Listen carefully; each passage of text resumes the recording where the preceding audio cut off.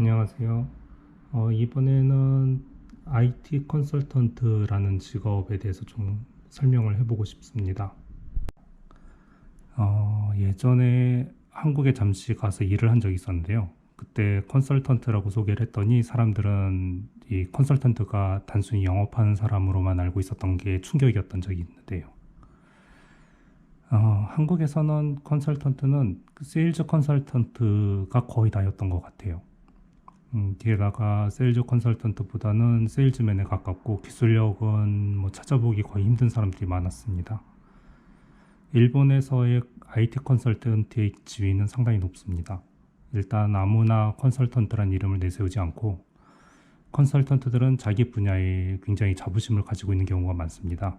물론 모든 컨설턴트가 그런 것도 아니고 한국에서도 좋은 사람들도 있었고 일본에서도 나쁜 사람들도 있었고 사람 사는 세상이 다 똑같지 않나요? 그래도 이제 환경 자체는 굉장히 다른 걸 느꼈는데요. 2007년 정도였던 것 같아요. 고객이 컨설팅 요청을 했습니다. 그때 시스템 이관을 해야 되는데 오라클을 사용하는 시스템이었고 유저 수십만이 접속할 수 있도록 하는 스펙이 필요하다고 했습니다. 그때 여러 서버 업자들한테 견적을 냈는데 인텔 제온도 있었지만 AMD CPU가 거의 60% 가격에 굉장히 메리트 있게 제한이 들어왔다고 하네요. 그때 당시 인텔은 2코어였고 AMD는 4코어였죠. 그때 AMD 서버를 구입해도 되는지에 대한 질문이 저희한테 왔던 컨설팅 요청이었습니다. 그러면 어떻게 얘기할까요? 인텔 코어는 단일 코어의 같은 클럭에서 성능이 굉장히 좋습니다. 그리고 AMD는 그 부분이 떨어지는 대신 코어 수를 늘리면서도 발열을 컨트롤할 수 있는 이런 기술들이 늘어났죠. 왜 AMD는 같은 인텔 CPU보다 같은 클럭에서의 처리 성능이 낮을까요?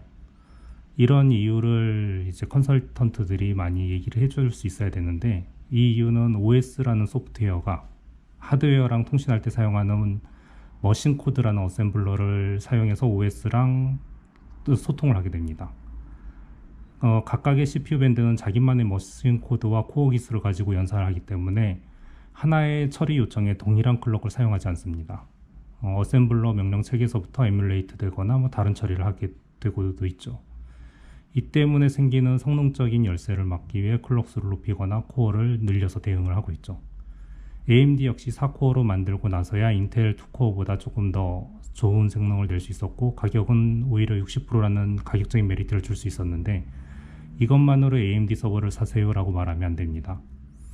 서비스란 것은 종합적인 계산이 필요합니다. 오라클은 그때 당시 코어 단위 라이센스를 냈어야 했었고요. 지금도 클라우드화 되면서 V코어라는 가상 코어 단위 라이센스 기준이 되어 있죠. 그 때문에 1코어당 가격이 서버 가격에 육박한 오라클에서는 오히려 인텔 제온이 전체 코스트를 적게 가져갈 수 있었습니다. 하지만 그것만으로 인텔이 좋아요라고 말할 수가 없는 게 서버 몇 대에 얼마나 많은 유저를 받을 수 있는지 등 여러 가지를 고려해야 하거든요. 그거에 따라서는 AMD가 더 나을 수도 있습니다. 코어는 그대로 클럭을 최대한으로 높이고 메모리를 잔뜩 실어버리면 처리할 수 있는 양이 늘어나 상대적으로 처리량 코스트가 역전을 할 수도 있게 되거든요. 여기서 전체 효율을 수치화하고 그 서버에 들어가는 OS부터 각종 라이센스 비용을 계산한 후 최대 처리 수를 연산한 뒤에서 그 1인당 코스트를 계산해서 제출하면 고객은 1인당 얼마나 코스트가 들어가는지 알 수가 있게 되죠. 이런 식으로 고객의 눈높이에서 판단할 수 있게 근거 자료를 주어야 하는 게 컨설턴트의 역할이고요. 어떤 고객도 굳이 용어 공부를 하려고 비싼 돈을 들여서 컨설턴트를 부르는 게 아니고 이 투자로 얼마만큼의 유저를 받아서 얼마만큼의 매출에 공헌할 수 있을지 이걸 계산하고 싶을 뿐이거든요. 이뿐만 아니라 지금과 같은 클라우드 시대에서는 거의 상관없었지만 레이드 10이나 01의 결정적인 차이라던가 GLB랑 L4, L7의 차이라던가 그리고 NoSQL이 RDBMS를 대체할 수 있지 않느냐 이런 식의 질문들도 오는데 그런 거에 대한 대답을 해줘야 되고요.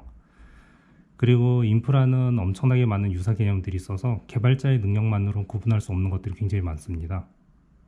심지어는 사용 언어에 따른 효율이나 코드 베이스 효율까지도 계산해야 할 경우가 있죠. 제가 아주 많이 싫어하는 사람들이 있습니다.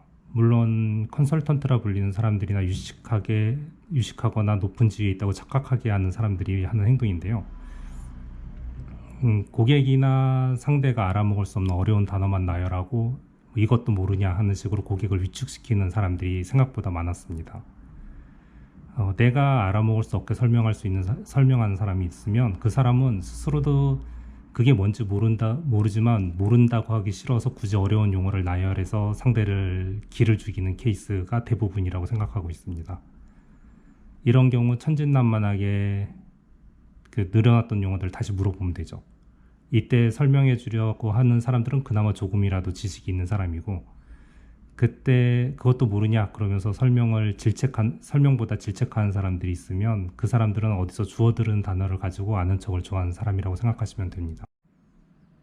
클라우드 시대가 왔습니다. 서버, 네트워크, DB, 스토리지의 경계가 모호해지고 로코드, 노코드, 서버리스나 컨테이너 인스턴스처럼 이제 눈으로 볼 수 없는 가상 환경이 늘어나면서 IT 컨설턴트의 니즈는 나날이 증가하고 있습니다.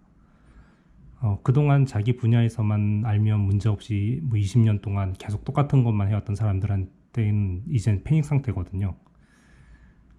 지금 IT 컨설턴트가 하는 일에 대해서 아주 빙산의 일각을 말해봤는데요. IT 컨설턴트로 취업을 하면 보통 800에서 1200만 원 정도 연봉을 받는 게 일반적이고요. 영어와 일본어를 네이티브로 할 수 있으면 2000만 원도 넘길 수 있습니다.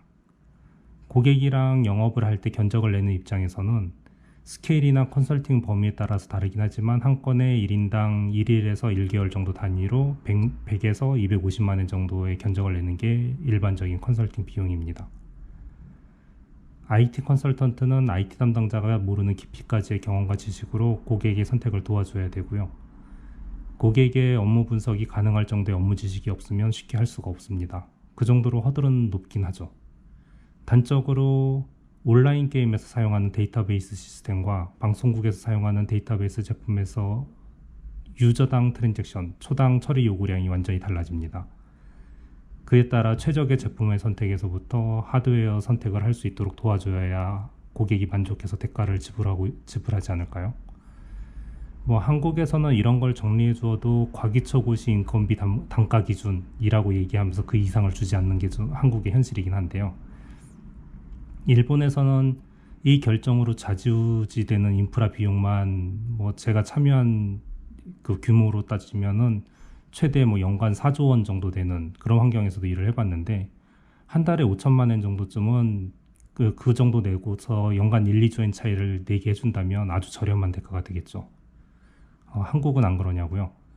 한국은 IT 아웃소싱 규모가 이제 10조 원 정도 된다고 하네요.